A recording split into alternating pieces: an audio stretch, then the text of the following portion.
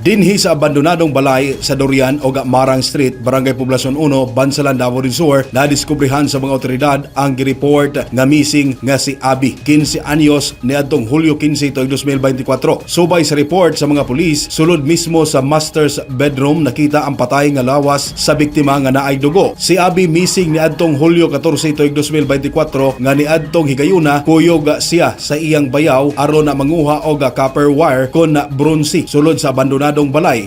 Tatlo nila ang mama, kumasal kapit na last time ng kauban sa bata.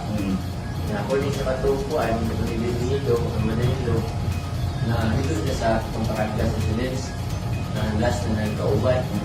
Ano ito, gibuhat sa mga sila doon, bilang i-actually itong balay, so para rin na balay, may abandoned house din na. Wala na mahimutang ang inahan ni Abi nga si Maricel sa panghitabo. Og dako ang iyang pagduda sa iyang umagad ang mihimo sa krimen. Tamlay kay siya.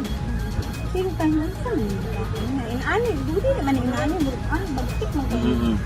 Sumala sa bayaw nga giilas sa mga pulis nga si Bienvenido Arnejo, miuna og lakaw si Abi pauli sa balay apan wala na kini igkita. Kunuhay mitabang pa kini og pangita kang Abi. Dihang giimbestigahan sa mga pulis, miangkon ang bayaw nga siya ang nagpatay kang Abi. Murder, ma'am. Nabay confession, ma'am, before the police ang suspect.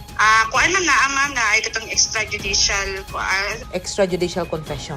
Opo. Nay abogado. Naa, ma'am. Na nilatan ba ni mama mong biktima? Kung sa may mong gihimo, nga nung napatay mo sa sige, yung kabagi, nalag o na yang Dako ang pagmahay ni Arnejo nga nahimo niya ang krimen og nangayo kini pasaylo sa iyang ugangan hilabi na kang Abi. Gikasuhan na sa pulis og murder si Arnejo.